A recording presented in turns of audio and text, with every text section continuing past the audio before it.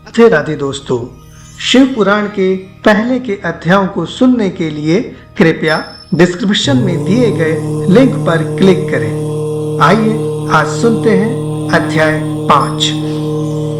ओम नमः पार्वती पते हर हर महादेव। 5वां अध्याय, पेदुंग का पिशाच योनि से उद्धार। सूत जी बोले, शौनक, एक दिन चंचुला आनंद में मग्न उमा देवी के पास गई और दोनों हाथ जोड़कर उनकी स्तुति करने लगी। चंचला बोली, हे गिरिराज नंदिनी स्कंद माता उमा, आप सभी मनुष्यों एवं देवताओं द्वारा पूज्य तथा समस्त सुखों को देने वाली हैं। आप शंभु प्रिया हैं, आप ही सगुणा और निर्गुणा हैं। हे सच्चिदानंद स्वरूपिणी, आप ही प्रकृति की पोषक हैं। हे माता, आप ही संसार की दृष्टि, पालन और संहार करने वाली हैं। आप ही ब्रह्मा, विष्णु और महेश को उत्तम प्रतिष्ठा देने वाली परम शक्ति है। सूत जी कहते हैं, शौनक, सदगति प्राप्त चंचुला इस प्रकार देवी की स्तुति कर शांत हो गई। उसकी आंखों में प्रेम के आंसू उमड़ आए। तब शंकर प्रिया भक्त वत्सला उमा देवी ने बड़े प्रेम से चंचला को चुप कराते हुए कहा, सखी चंचला, मैं तुम्हारी स्तुति से प्रसन्न हूँ। बोलो, क्या वर मांगती हो? चंचला बोली, हे गिरिराज कुमारी, मेरे पति बिदुंग इस समय कहाँ है? उनकी कैसी गति हुई है, मुझे बताइए और कुछ ऐसा उपाय कीजिए ताकि हम फिर से मिल सकें। हे महादेवी, मेरे पति एक शूद्र जाति वैश्या के प्रति आसक्त थे और पाप में ही डूबे रहते थे। गिरिजा बोली, बेटी, तुम्हारा पति बिदुंग बड़ा पापी था। उसका अंत बड़ा भयानक हुआ। वैश्य का उपभोग करने के कारण वह मूर्ख नरक में अनेक वर्षों तक अनेक प्रकार के दुख भोगकर अब शेष पाप को भोगने के लिए विंध्य पर्वत पर पिशाच की योनि में रह रहा है। वह दुष्ट वहीं वायु पीकर रहता है और सब प्रकार के कष्ट सहता है।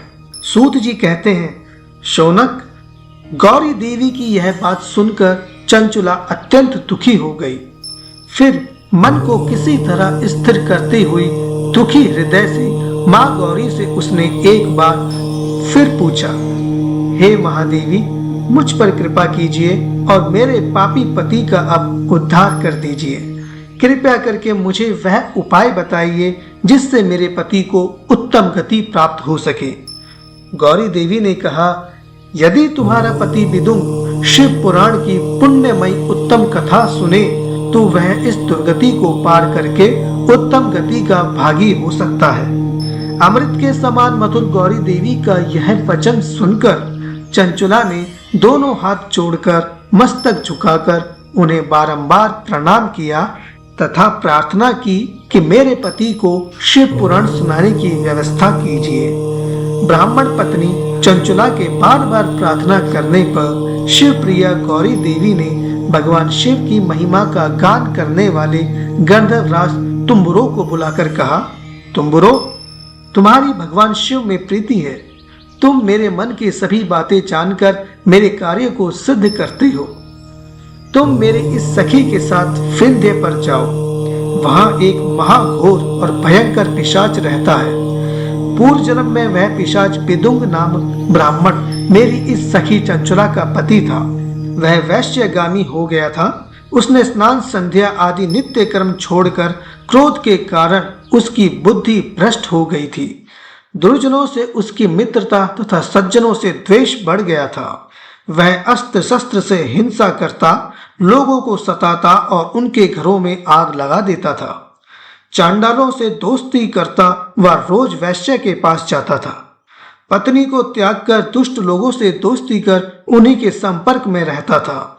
वह मृत्यु तक दुराचार में फंसा रहा। मृत्यु के बाद उसे पापियों के भोग स्थान यमपुर ले जाया गया। वहां घोर नरकों को सहकर इस समय वह विंध्य पर्वत पर पिशाच बनकर रह रहा है और पापों का फल भोग रहा है। तुम उसके सामने परम पुण्यमयी पापों का नाश करने वाली शिव पुराण की दिव्य कथा का प्रवचन करो।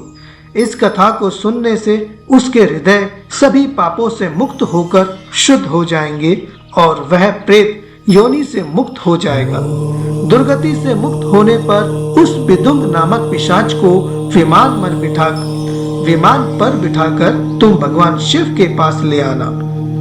सूत जी कहते हैं, शौनक, माँ उमा देवी का आदेश पाकर गंधर्वराज तुम्बुरो प्रसन्नता पूर्वक अपने भाग्य की सराहना करते हुए चंचुला को साथ लेकर विमान से पिशाच के निवास स्थान विंध्य पर्वत पर गया।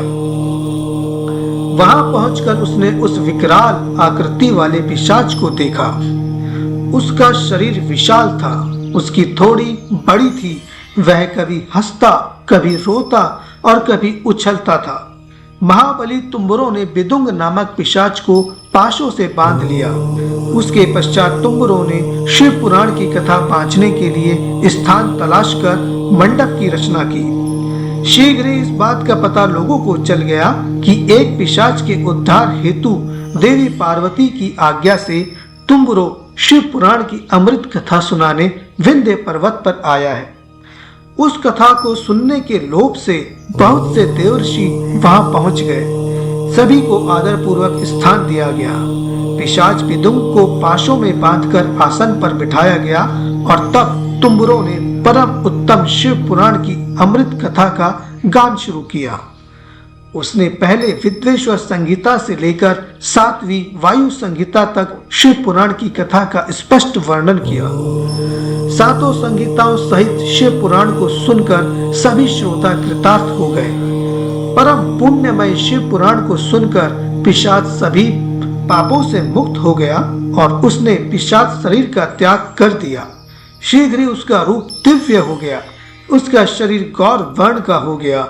शरीर पर श्वेत वस्त्र एवं पुरुषों के आभूषण आ गए। इस प्रकार दिव्य देहधारी होकर विदुंग अपनी पत्नी चंचुला के साथ स्वयं भी भगवान शिव का गुणगान करने लगा। उसे इस दिव्य रूप में देखकर सभी को बहुत आश्चर्य हुआ। उसका मन परम आनंद से परिपूर्ण हो गया। सभी भगवान महेश्वर के अद्भुत चरित्र को सुनकर कृतार्थ हो गए। उनका यशोगान करते हुए वे सभी अपने अपने धाम को चले गए। विदुंग अपनी पत्नी चंचुला के साथ विमान में बैठकर शिवपुरी की ओर चल दिया। महेश्वर के गुणों का गान करता हुआ विदुंग अपनी पत्नी चंचुला व तुम्बुरो के साथ शीघ्र ही शिव धाम पहुंच गया। भगवान शिव व देवी पार्वती ने उसे अपना पार्षद बना लिया।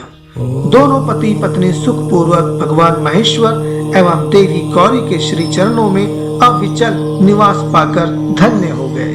तो यह था अध्याय 5वां। ओम नमः पार्वती पते, हर हर महादेव।